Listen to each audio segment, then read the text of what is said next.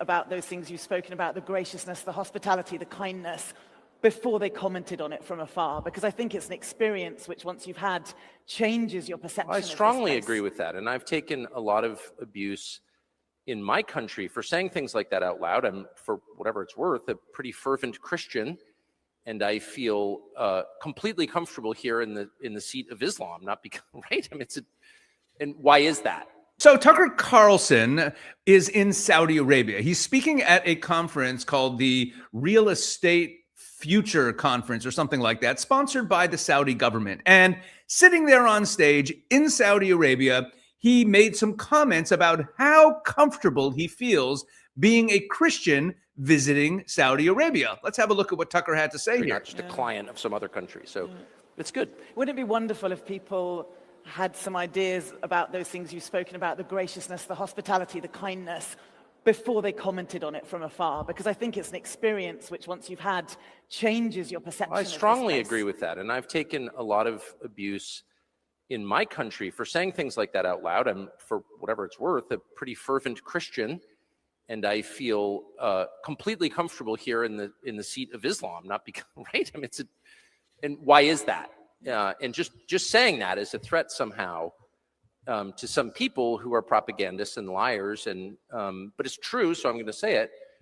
And moreover, I think it points up like something that's really important about life, which is it's worth meeting people and seeing things before you try to assess them. Oh, that's a great life lesson. I wish more people I try not to that. talk about anything I haven't smelled. And I mean that, yeah. And including people. Like, how do you really know? What you're doing is you are taking other people's word for something, which if it's, say, your wife or your children or someone you love is okay. But if it's like a propagandist you've never met who's trying to convince you to do something against your own interests, maybe you should not take his word for it. So there's Tucker Carlson telling us that he does not talk about anything that he hasn't smelled. But more importantly, he says that he's a pretty fervent Christian and feels totally comfortable in the seat of Islam. Now, there's only one problem with that. You see, the seat of Islam, Saudi Arabia, is listed on the Open Doors International list of countries with the worst persecution of Christians. You see, Open Doors International is a Christian organization, and they come out with a list every year called the World Watch List, which displays the 50 worst countries in the world to be a Christian. And they rank them by level of persecution. And of those 50 countries, there are only 15 that are listed in the most extreme category, most extreme persecution, right? The worst is North Korea. And then in the top 15, we have listed at number 13, Saudi Arabia. Imagine that. The seat of Islam, where Tucker Carlson feels so comfortable, is listed as the 13th worst place in the world to be a Christian. Now, let's get into some of the details in this report here. Okay, so first of all, we could ask Tucker a question. Where did you go to church on Sunday when you were visiting Saudi Arabia? Oh, that's right. You didn't go to church. You know why? Because churches are illegal in Saudi Arabia. No church buildings, no public worship, no baptisms, no Christian weddings recognized by law. Saudi Arabia is one of the last countries on earth where churches are still outright banned. But hey, why worry about worship when there are conference chairs that are very comfortable and you're treated very well, very comfortable in the seat of Islam? Now, the problem here is that this is 2025.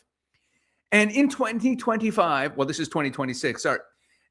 The problem is that in 2025, just this past year, Saudi authorities, among other things, shut down a house church, interrogated the attendees, then deported them one by one. Some of them were explicitly told that the reason for the expulsion was, wait for it, Christianity. Now, another detail that Tucker somehow forgot to mention is this. If you are a Saudi citizen and you convert from Islam to Christianity, the law still prescribes the death penalty for apostasy.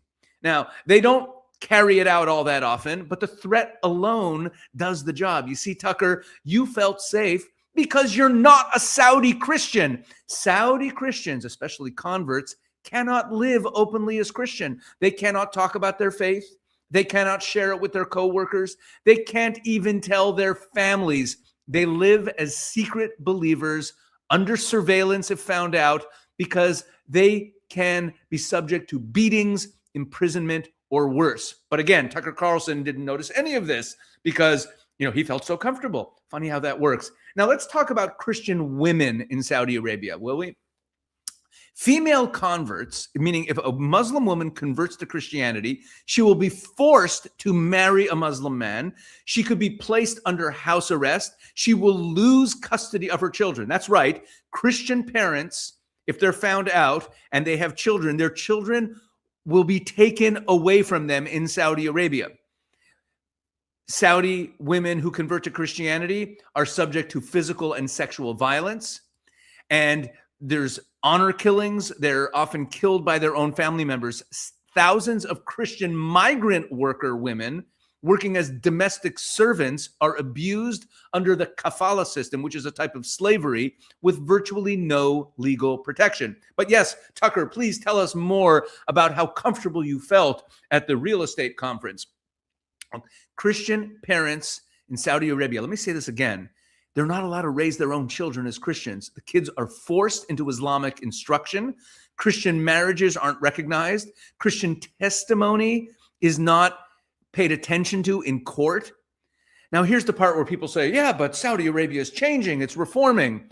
Open Doors, in their report, addresses that directly. Saudi Arabia, which markets itself as a reform-minded, pro-Western Muslim country, in that country, according to Open Doors, in the last years, persecution, meaning in the last 2 years, persecution scores have increased, meaning the persecution has gotten worse. Pressure on Christians remains extreme across every aspect of life. But this is what the PR apparatus looks like. You invite American celebrities, they smile for the cameras, and they keep on repressing the infidels. So no, Tucker, Saudi Arabia is not comfortable for Christians. It's a place where faith is hidden, worship is criminalized, women are brutalized, and churches are banned. That is not Christianity thriving. Okay, that's Christianity barely surviving and in silence and fear.